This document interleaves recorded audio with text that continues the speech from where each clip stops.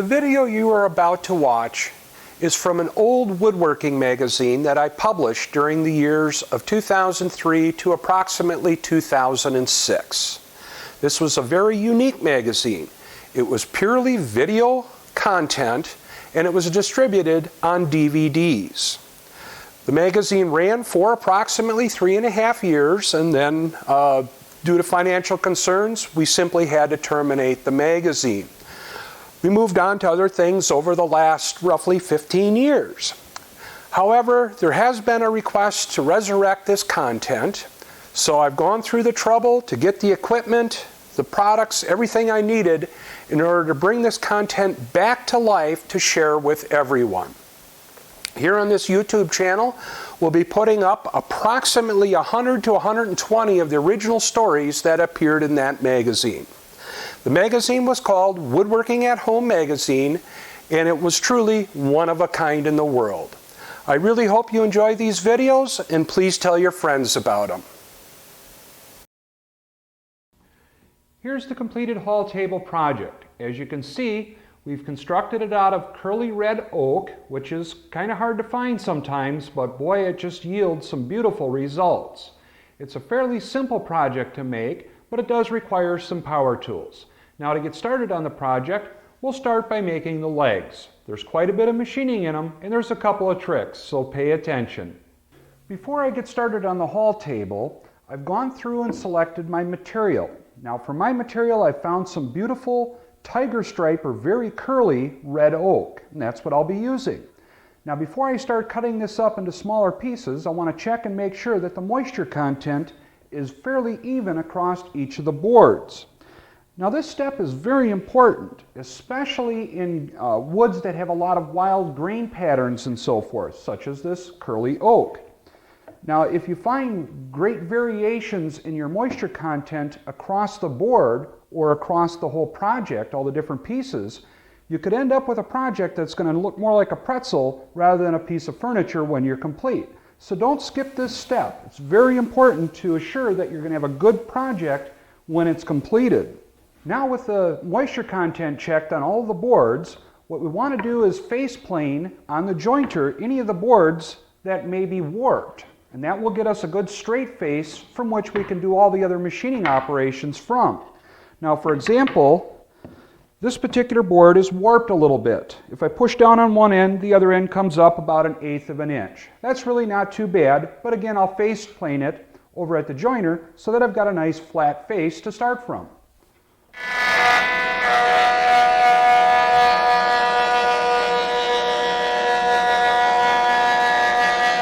Now we can start planing our boards to thickness. We'll take the surface that we know is flat and we'll put that down, run it through the thickness planer, and we'll repeat that with each of the different boards to get them all to their appropriate thickness.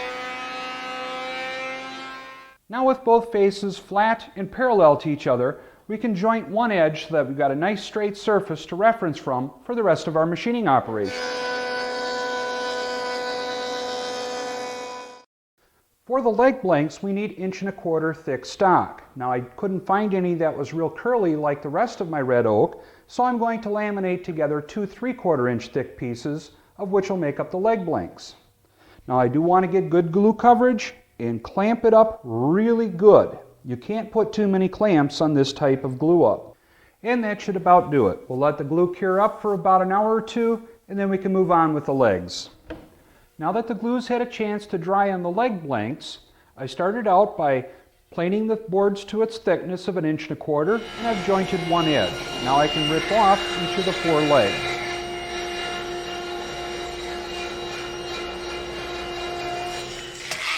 Now, as you can see here, I'm going to be cutting off all 4 of the leg blanks at the same time. I've clamped them together, trimmed up one edge. Now I can cut them off to their overall length. And that will assure that all 4 legs are the same length.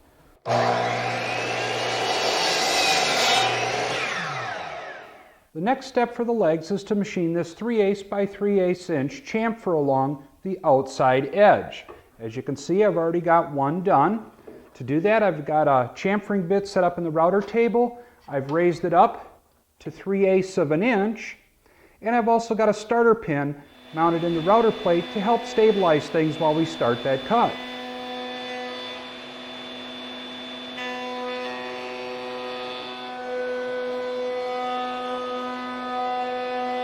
Machining the chamfer on the inside corner is done the same way. Raise the router bit up a little bit higher and then change your layout marks so that you're starting further up near the top end of the leg. Then just machine it on through just like we did with the other one. I'm getting ready now to machine that dado that will receive the shelf near the bottom end of the legs. Now there's a couple things that are going on here and it takes a little bit of explanation. Now the simple items are, we've got a 5/8 inch stacked dado head cutter in the table saw, and I've got a stop block set up to position my work so I can take this cut in the same location on all 4 legs. Now out at the other end of the leg, where that chamfer blends back out to the sharp point near the top end of the leg, well, that point rides up on top of my table saw surface, so I can't get it to sit flat on the surface. So I've made this very simple jig. Now the jig is nothing more than a piece of 3/4 inch birch plywood and another piece of birch plywood that I've bevel cut at 45 degrees. And what that'll allow me to do is lift my leg up off the table surface so that it can sit flat on that chamfered area on the inside corner of the leg. And then we can bump our leg up against the stop, and then take our cut. Now at the top of the leg we need to remove some material where the leg fits up behind the apron. Now to start with, I've raised my 5/8 inch stacked dado head cutter so that it's 5/8 of an inch up off the table surface. Now what I have to do is set the distance from my stop block to the far edge of the dado cutter so that it is 3 1/4 inches.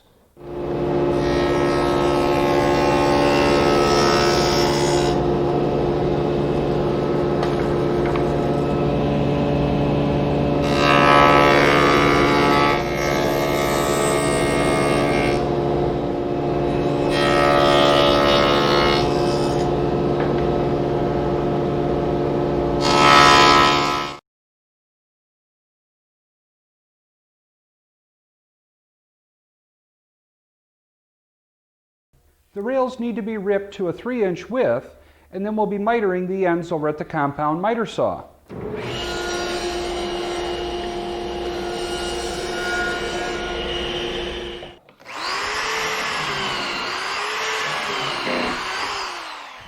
What I'm doing now is drilling the pocket holes that'll be used for the pocket hole screws to attach the top. Now once I get these drilled, what I want to do is sand the outside face good and smooth, because once we attach that bead molding, it's going to be very difficult to sand it up later on. The material for the bead molding is going to be made up of a piece of 3/4 inch thick red oak. Now what I'm going to do is first rip a piece that's 4 inches wide, and then we can go on to the next machining operation.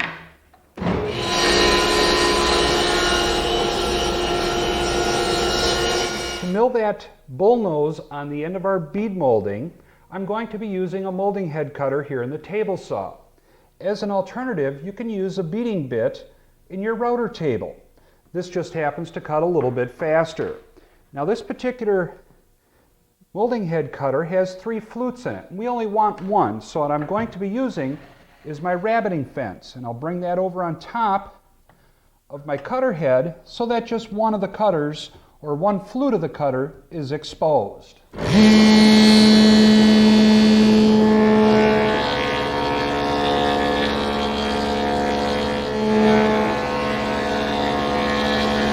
As you can see, I've switched back to the regular saw blade.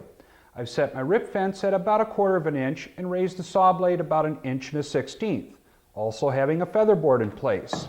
Now what I'll do is I'll pass the board through on edge like this in one direction, turn it around, flip it end for end, and pass it through a second time. And now for the last cut on our bead moldings. I've got my rip fence set so that I'm 3/4 inch from the outside edge of the blade to the outside edge of the material. And this is the portion that I want to keep.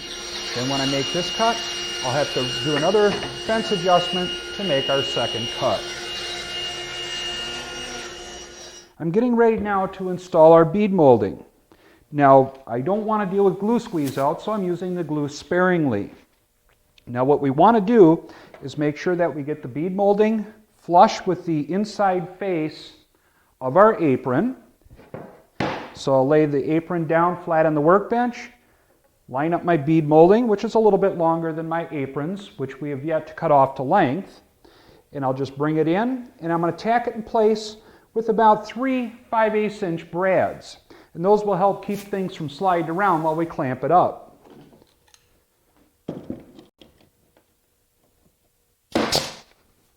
Then we can just clamp the two aprons together with the bead moldings against each other until that glue's had a chance to take hold. After carefully scraping or sanding the back edge of our bead molding so that the back surface is very flat, we're ready to cut them off to length. And I'll be doing that here at the compound miter saw. Now I started out by trimming one end of each of the 4 apron pieces already at a 45-degree angle. Then I've set up a stop block so that I can bring in each of the 2 apron pieces and cut them off to exactly the same length. In order for miter joints to clamp up clean and square and tight, there's 2 things that have to happen. We have to cut them off at a 45, and the 2 opposing sides have to be exactly the same length.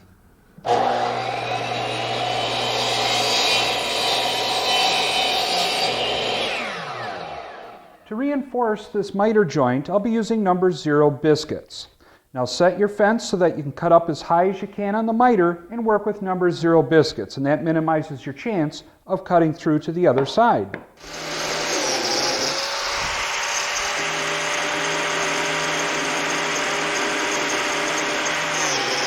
After a quick dry fit, making sure that everything fits up good and square, we can assemble the 4 pieces that make up the apron. And now we can bring all 4 of the pieces together. While it is possible to clamp something like this up using ordinary clamps, a band clamp makes life substantially easier. Check to make sure that everything's flat. After you get it clamped up good and tight, check it for square by measuring across the diagonal corners. 34 1/8, 34 1/8, right on the money. Now we'll let that glue dry before moving on.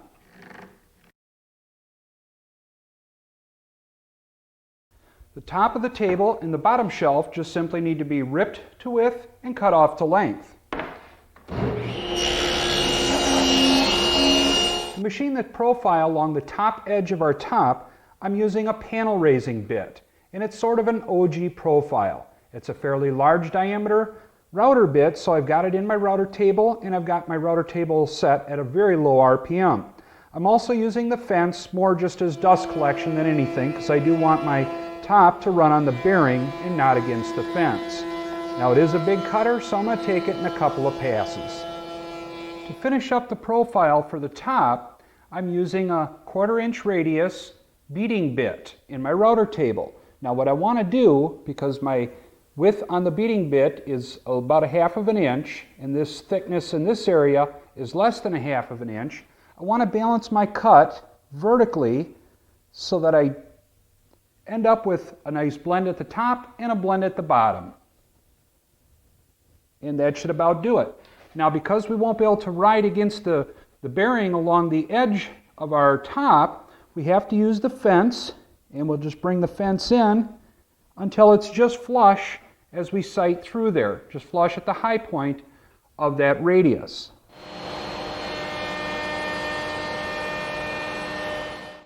Now the bottom shelf doesn't require an awful lot of machining, but it does require some precision. When you rip it, make sure you rip it to the proper width, cut it off to the proper length. Now what we need to do is cut these miters at each of the 4 corners.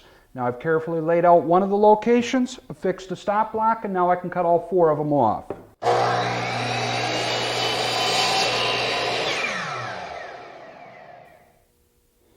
Well, everything's fitting up the way we want it.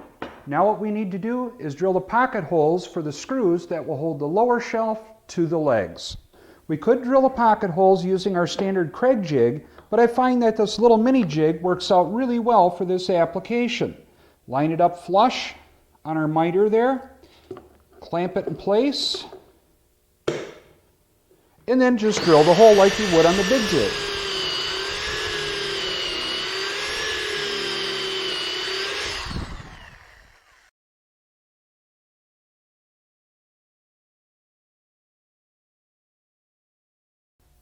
For the corner bracket material, I started out by planing my material to a 1/2 inch thick and ripping it to a width of 2 7/16. And I've got a piece here that's about 30 inches long or so, and that should give me enough pieces. Now, because of the grain orientation and the way we want it on those corner brackets, the cutting operation to get the little triangular pieces requires a little bit of work. What we're going to do is cut out a series of triangles here at the compound miter saw. Now, I've already trimmed one end at a 45. Now what I'll do is I'll flip the piece over and then line up the saw blade at the point, take another cut, flip it over, and then repeat that process all the way through. Using some basic layout tools, I've gone through and laid out one of the 4 corner brackets with the areas where we need to do all the cutting. Once I have one cut out, we can use that as a pattern to make the other 7. As you can see, I've drilled 3 1/4 inch diameter holes as starter holes to get the scroll saw blade in and out of. And that just gives me a little extra steering clearance in the corners as I go around the inside profile. The outside profile is pretty straightforward, just follow along your layout line. There are a number of different ways you could cut out this corner bracket. You could use a jigsaw and cut around, but that's going to leave a pretty rough surface.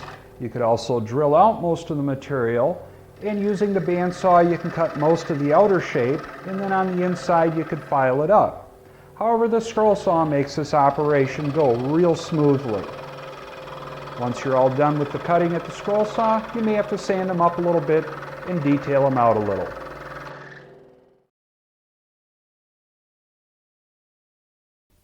After one final check to make sure everything fits together, we're ready for some assembly. I got started with my assembly by installing 2 of the legs so far, and all it really requires is you to apply glue on our tenon area. With 3 of the legs clamped in place, we can now install the bottom shelf. And I'll start out by applying a very small amount of glue in each of those dados. Then we can tighten up the pocket hole screws that hold the bottom shelf against the legs. And now we can bring in the 4th and final leg. Don't take much to hold the brackets in place, just a little bit of glue and a couple of brads to help hold them in place while the glue sets up. Now when you put them in, you don't want to, of course, slide them around, so you want to bring them right into position. Line them up flush with the inside edge of the apron, and a pin nail on each leg, and that'll hold it in place.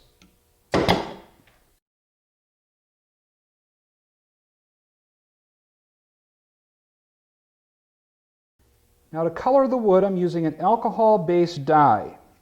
You simply wipe it on good and wet, trying to maintain a wet edge.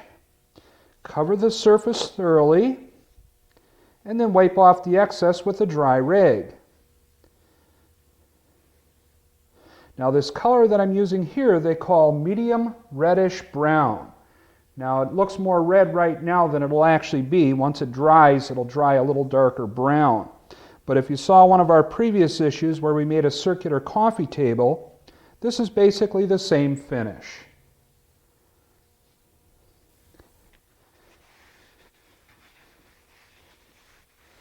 After the aniline dyes had a chance to dry for about 15 minutes or so, on this very porous wood you may notice that you're getting little black circles around some of the porous areas. Now of course some of the figure in the wood, like the striping and so forth, the dye is really going to accent those. But these little circles you may not like. Now there's a way to get rid of those. Now all it really takes is a little bit of denatured alcohol on a rag, and then just wipe the surface again. And what that'll do is it'll remove some of that material or that dye, especially those little dark rings. And all that is the dye weeping up out of the pores. So by wiping off any of the excess that's sitting up on the surface, you can even up the finish. It only takes a couple seconds to wipe it down, and then you're all set. And now I'm applying my first of probably 2 coats of tung oil. Now for some of you, you may want to stop at that point and consider that your final finish. However, I'm going to be doing 1 more coat, possibly 2 after that, of an oil and urethane top coat. I want this to have a little more protection. Just flow the tung oil on good and wet. Let it soak in for about 5 or 10 minutes and then wipe off the excess with a dry rag. Now when you wipe it off with your dry rags, you want to wipe it off to an even dullness. Wipe it off so that you've got it very even all across the whole surface. You don't want to leave any wet spots or anything like that, because those will look a lot different in the final finish. Now that the tung oil's had a chance to dry thoroughly, I'm applying what will be the first of probably 2, maybe 3 coats of a wipe-on oil and urethane product. And this will add a lot of protection. To apply it, I like to use a cut-up t-shirt that I fold up into a small applicator pad. And then you wipe it on wet, evenly wet. You don't put it on so heavy that you're going to get runs. And then wipe it on, and then wipe off the excess using that same wet rag. You don't use a dry rag on this step. So you just wipe it on and then smooth it out. In between coats, I'll sand lightly with 400 grit sandpaper. Well, I finished up with 3 coats of that wipe-on polyurethane, and it was a satin finish, and it turned out just perfect, just the way I wanted it. Now we're ready for final assembly, and all I need to do is center up the top with the frame and tighten up the pocket hole screws. No need to over tighten them and get them super tight. You do want to allow for some movement of the top.